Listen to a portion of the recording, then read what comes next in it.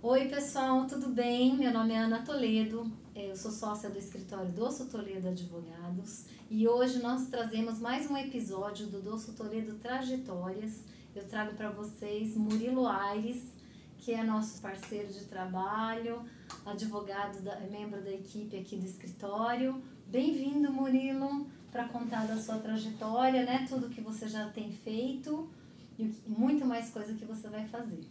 É isso. Ana, obrigado primeiramente pelo convite.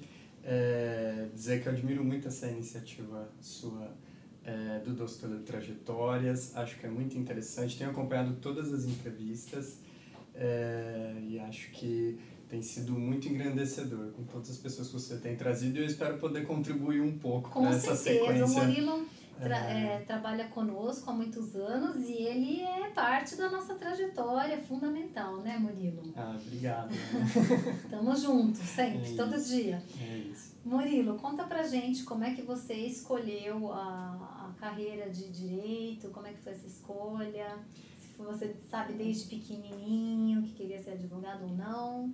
Olha, Ana, para falar a verdade, essa não foi uma escolha muito específica ou muito anterior na minha vida. Eu acho que a ideia de estudar direito me veio praticamente quando eu tive que tomar uma escolha a respeito do vestibular mesmo. E por que você escolheu direito? Olha, eu acho que eu preciso de um tempo para me estudar e entender porque eu escolhi direito. Eu realmente não sei, foi algo que por alguma razão me chamou a atenção.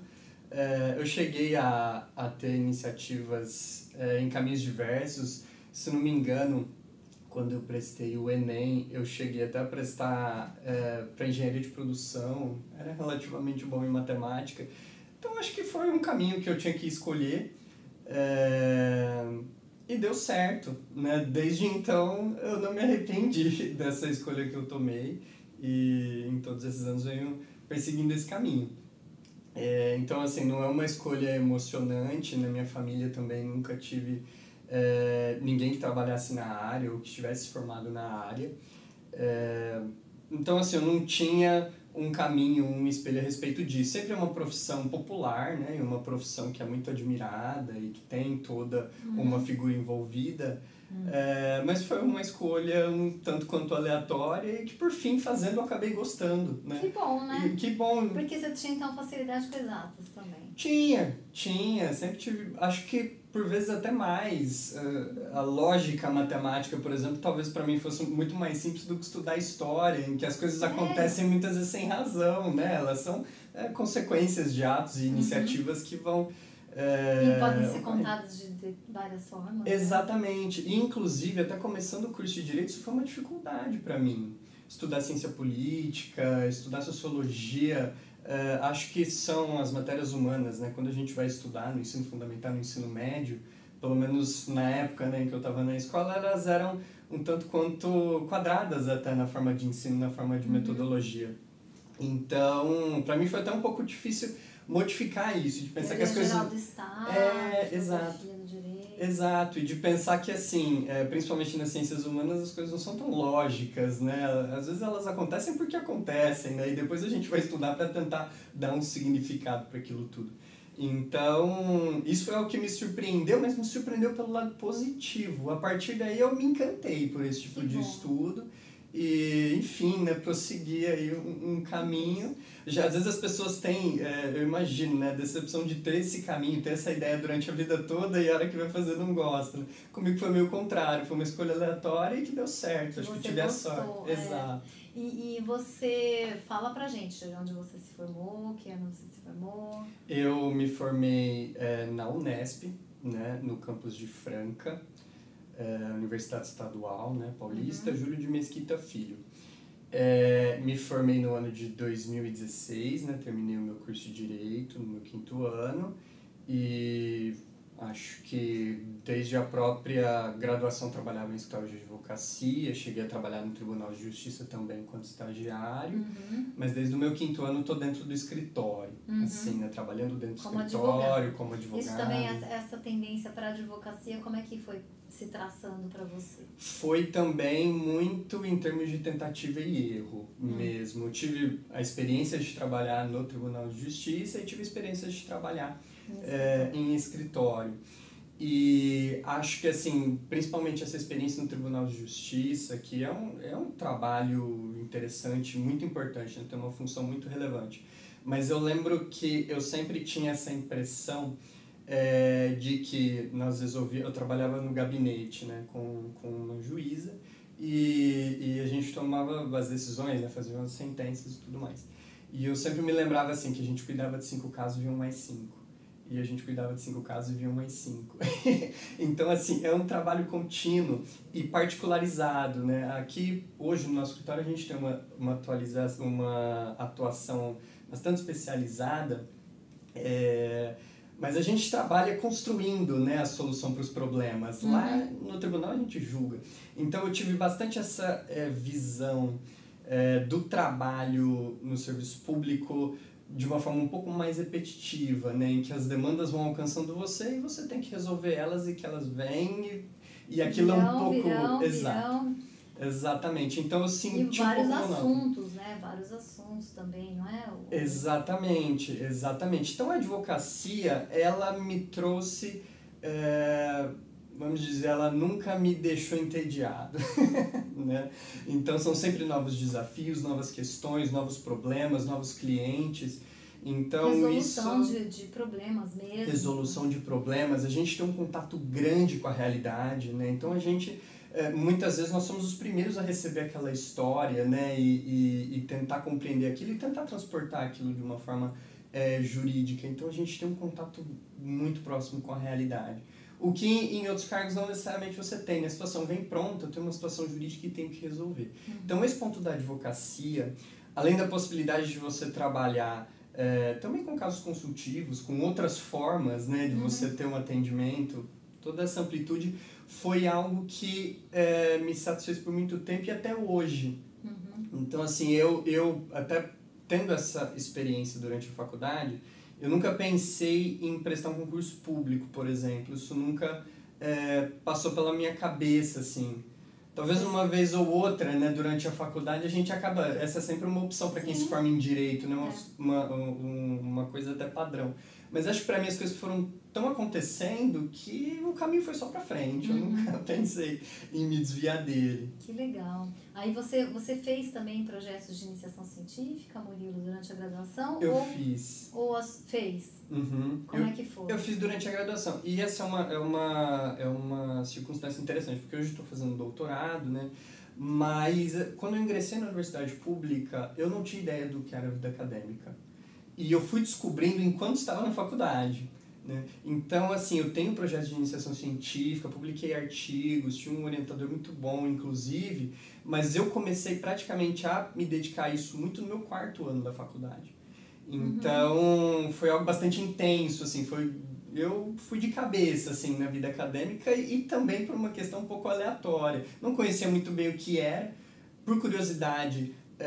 fui tentar descobrir como funcionava e a partir de temas em que eu me interessava e acabei me apaixonando por isso, então acabei prosseguindo com isso também. Que legal essa questão da iniciação científica, né, Murilo? Porque o Murilo, ele logo se formou e já ingressou também no mestrado, já concluiu o mestrado aqui pela USP de Ribeirão Preto, né, Murilo? Como é que foi isso? Exato, Ana. Eu me formei, né, em 2016 e aí logo em 2017 o mestrado aqui em Ribeirão, na USP, ele começa no meio do ano. Né? Então me formei e logo 2 meses depois já começam os processos seletivos e toda aquela movimentação, né, todo aquele trabalho para ser aprovado. Né? Então em seguida já tinha essa atividade acadêmica, então comecei a me programar para isso e no fim das contas no meio do ano deu tudo certo, né?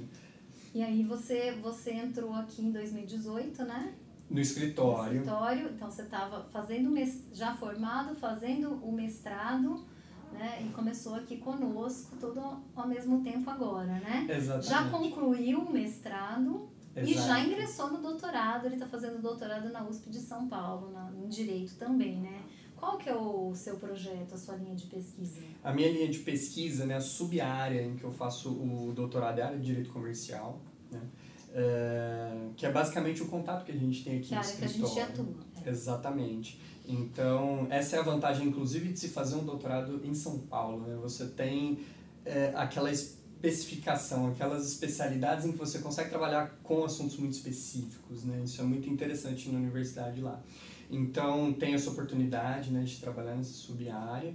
E, basicamente, o caminho que eu tenho seguido, né, nas pesquisas acadêmicas é para entender principalmente a responsabilidade das empresas, de administradores, enfim, toda essa linha em suas relações contratuais, né, todas as externalidades negativas também que podem vir da empresa, as consequências disso para ela própria. Então, essa tem sido a linha que eu tenho. Legal. No mestrado aqui na USP, você deu monitoria também, aulas e tudo? Dei sim. As monitorias também nas aulas de Direito Comercial, né? Meu orientador é professor de Direito Comercial aqui na USP em Ribeirão.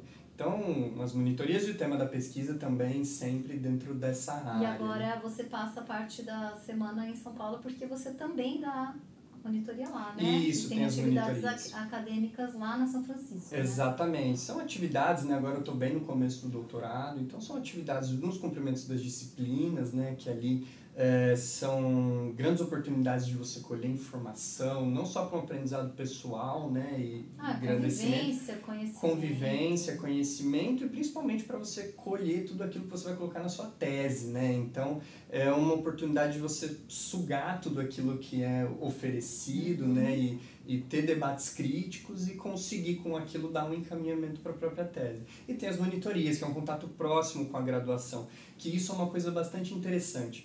Nas minhas duas oportunidades acadêmicas, tanto no mestrado quanto no doutorado, a gente tem um contato amplo, tanto com os professores que já se formaram há muito tempo e que têm atividade de mercado há muito tempo, quanto com os alunos de graduação, que são aqueles que estão estudando agora. Aquele perdidão. Exato. Que tá lá no Teoria Geral do Estado. Isso, vários desses. Então, e a gente lida com uma matéria muito complexa. Então, sim, de um lado, né, isso é até um desafio, né, em termos de comunicação. Porque em um dia, na segunda-feira à noite, eu tenho uma disciplina e eu vou debater assuntos específicos que já estão em um debate avançado. E aí na terça-feira de manhã... Você tem que digerir e passar bem, de uma maneira bem inicial para eles. Exatamente. Né? O que é um esforço, tanto para a vida acadêmica, quanto para se dar aulas, quanto para a nossa profissão... Para atender os clientes, muitas vezes. Quanto, essencialmente, para a nossa profissão de advogado... de você ter essa capacidade de sintetizar as informações, né, e passar aquilo de uma forma clara, simples, correta e metodológica, né? Exatamente. Ô Murilo, além disso, você também é professor, né? Sim, eventualmente dou aulas em curso de pós-graduação, né? Tive algumas oportunidades, principalmente na Faculdade de Direito de Franca, sim, aqui, que é uma faculdade também excelente. Né? E esses cursos de pós-graduação, eles também são muito interessantes porque eles são voltados mais para profissionais do que para acadêmicos, né? Então são cursos em que a gente pode trabalhar casos concretos e ter contato com pessoas que são do mercado. Então eu tenho a oportunidade de passar a minha experiência, que é muitas vezes mais no meu dia a dia do que dos livros que eu leio ou das pesquisas que eu desenvolvo, né? Sempre de uma forma bastante abstrata, mas trazendo um problema concreto. E tenho essa devolução deles, né? Então essa também é uma oportunidade fantástica, assim, de dar legal. Aula. Eu adoro essas oportunidades também. É um profissional completo, né, gente? Vocês estão vendo que não é fácil ser advogado, um bom advogado, né? Tem que se preparar bastante. Exato. Para tudo isso, né, Murilo, você teve que também desenvolver línguas, né, para prestar as provas, né? E você gosta? O que você me diz assim, para essas atividades paralelas ao direito aí? O que você mais gosta, mais curte? Olha, estudar línguas, Ana, para mim, eu tenho uma relativa facilidade e tenho, assim, uma grande curiosidade sobre isso. Não é algo, assim, que eu necessariamente utilize. Muitas vezes a gente tem oportunidades, principalmente com o inglês, né? Mas, assim, com outras línguas, é algo assim que até além das minhas pretensões profissionais eu tenho vontade de estudar, só não estudo mais por falta de tempo mesmo. Então, acho que hoje nós somos basicamente formados de uma forma bilíngue, né, em português e inglês, então tenho esse contato com o inglês desde sempre. E na faculdade já sabia que eu precisava de outra língua, né? Hoje já é muito mais comum, né? Você já aprender, até durante a escola, mais de uma língua. Então eu estudei espanhol durante a faculdade, fiz um curso completo, depois tive o mestrado, e aí para o doutorado eu sabia que eu precisava de uma outra língua, e geralmente o espanhol não é uma língua aceita. Então, eu aproveitei essa minha pretensão de fazer o doutorado com uma grande curiosidade que eu tinha de estudar francês, né, que é uma língua, assim, não conhecia absolutamente nada, até pouco da cultura francesa, mas era uma língua que eu tinha curiosidade. Então, até por uma oportunidade que me surgiu, comecei a estudar muitos anos antes, né? Eu entrei no doutorado agora em 2024, comecei a estudar em 2020. Eu me lembro, você estava aqui, Exato, né? Fazia as aulas nessa sala aqui, de início, então isso foi muito interessante. Até a história dava esse suporte para nós, né? E a gente conseguia fazer essas aulas. Só a sala, gente. O resto era com vocês. Mas já era algo muito interessante. E aí, ao longo do tempo, depois veio a pandemia, essas aulas começaram a ficar virtuais, né? E fui fazendo semanalmente, aos poucos, da forma com que eu conseguia fazer. De repente, fazia 4 anos que eu já estava estudando a língua francesa. Então, isso foi algo muito legal e que me proporcionou também ter um pré-requisito para o doutorado. Passou lá na... Exato, que era justamente ter essa proficiência, né? Esse que é um requisito objetivo. Então, juntei uma coisa agradável para mim, né? Que ia ter uma utilidade de fato. Mesmo porque as línguas têm esse desafio, né? Você precisa utilizar. Porque se você não pratica, é um pouco como se fosse um instrumento musical, eu digo. Você acaba perdendo, né? Na hora que você fica, mas na hora que você vai tocar não fica tão bonito. Exatamente, você sempre dá uns passos atrás, né? Não é igual andar de bicicleta, né? Então, assim, talvez você não faça tão bem, é claro que você tem mais facilidade para retomar aquilo, mas é algo que você precisa sempre praticar. Então, eu sempre busco atrelar isso a um objetivo. E aí, depois disso, né, eu comecei agora a fazer aulas de italiano, né? Então, consegui separar um horário da minha semana para fazer as aulas de italiano, principalmente por conta da faculdade ter uma tradição em determinadas teorias que são italianas.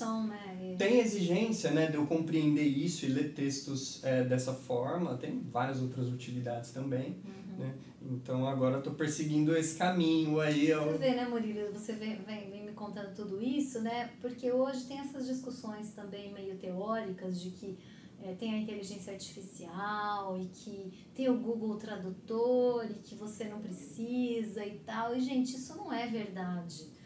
Assim, a pessoa que realmente sabe a língua, ela nunca é substituída por um tradutor simplesmente. Claro que ajuda e tal, mas você tem esse conhecimento e a única coisa que a gente realmente tem durante a vida é o conhecimento, né? É uma coisa que ninguém tira de você e você realmente tem, e até para sua compreensão de outras culturas, da raiz daquela palavra, de onde que ela vem, né? Muitas vezes você nem tá falando italiano, mas você sabe de onde ela vem, como ela é escrita, né? Então, eu acho que essa questão das inteligências, entre aspas, artificiais, vem, acho que até para mostrar, né, quem realmente sabe e quem emula, né, Murilo? Exatamente. Você acha isso também ou só eu? Não, eu concordo.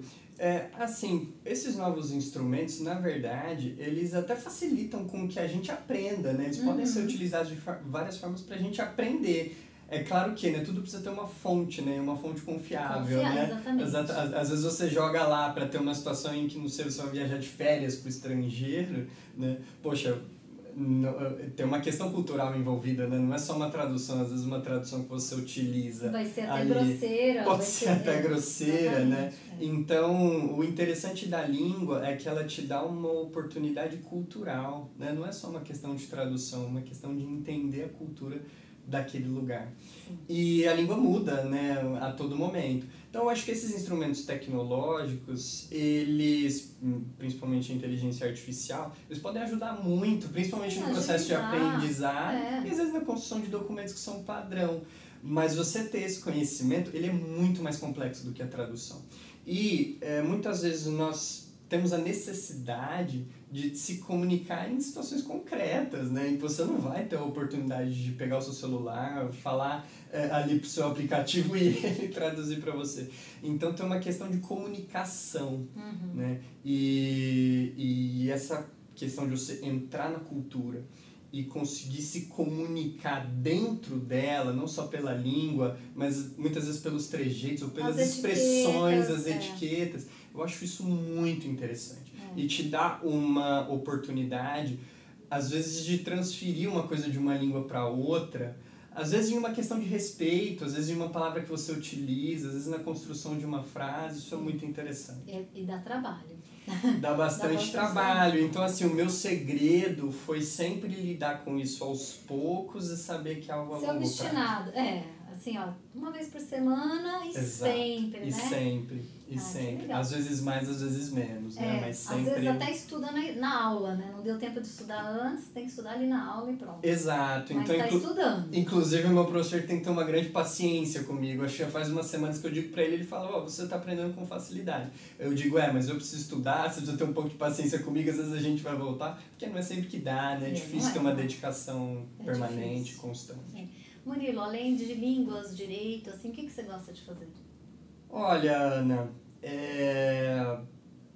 em termos de diversão, é muito engraçado, né? Porque eu vejo muitas pessoas atrelando a atividade física com algo muito penoso. Pra mim, não é. Gosto muito de atividade física, gosto muito de esportes. A minha mãe sempre foi uma pessoa muito ativa e ela não necessariamente gostava de esporte, sempre gostou muito de academia, enfim, de se exercitar. E eu lembro até quando eu era criança, isso foi um esforço grande para ela, porque eu não me interessava por absolutamente nada. E acho que em um determinado momento eu decidi que jogaria futebol por 2 aulas e dei uma chance. Acabou que eu fui jogar futebol dos 9 anos de idade aos 15, semanalmente, umas 50 vezes por semana. Só pensava nisso. Exatamente. E acho que até por isso, por essa oportunidade, eu tinha muitos amigos que gostavam também de esporte naturalmente. Então, eu cultivei isso ao longo da minha vida, sempre com pessoas que eu gosto. Então, isso se passou para outras coisas. Durante a escola e durante a faculdade eu joguei vôlei, gostava de jogar vôlei. Depois de um tempo, meu pai sempre teve um interesse por tênis também, tinha um outro amigo, então começamos a fazer aulas também de tênis. Hoje, às vezes nos fins de semana eu jogo, gosto muito do esporte, acho interessante, mas a gente passa a ter umas limitações físicas, né? Então a gente sempre tem que ter mais cedo pra isso. Isso é chato. Pula essa parte, vai! O que mais você gosta de fazer? Então é muito isso, né? Eu tento sempre incluir alguma coisa nas minhas atividades semanais que tem uma atividade física ou alguma coisa, é algo que me interessa bastante. Gosto muito de livros, né? Então sempre que tem oportunidade ou sobra algum tempo. Para nós do direito, a relação com os livros é uma coisa engraçada, principalmente na academia, porque a gente já tem tanta coisa para ler, que às vezes a gente pega um livro, um romance, alguma outra coisa, olha e fala, poxa, mas eu tenho tanta coisa pendente, tanta coisa para ler, agora eu vou ler uma outra coisa. Mas aí eu aprendi que isso vira até um exercício para facilitar a leitura nas outras coisas e também melhora a minha concentração. É uma delícia, gente. É uma delícia. Dá para não ler, não dá.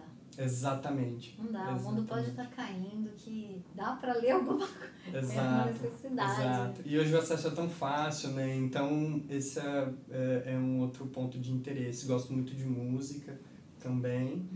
E no restante é basicamente uma dedicação à família, né? Sair com a minha família, com os meus pais, com a minha esposa, com a minha irmã, enfim, com todo mundo e com o meu filho, né? Qualquer coisa que ele queira fazer, eu tento acompanhar. Esse também gosta de futebol, né? Gosta. Atualmente ele gosta, né? Crianças, né? São fases e tudo mais. Mas as coisas que ele gosta eu também tento aí acompanhá-lo. Isso é muito gratificante. Murilo, muito legal sua entrevista. Eu adorei conhecer mais assim dos seus passos, da sua trajetória. Obrigada por ter feito parte aí do projeto. E não perca os próximos episódios de Dosso Toledo Trajetórias. Ana, eu que agradeço. É sempre um prazer manter uma conversa aqui com você, então, uma delícia. Eu que agradeço. Muito obrigado. Estaremos juntos, então, nas nossas redes sociais, né, Murilo? Exatamente, estaremos lá. Sigam-nos. Um abraço a todos.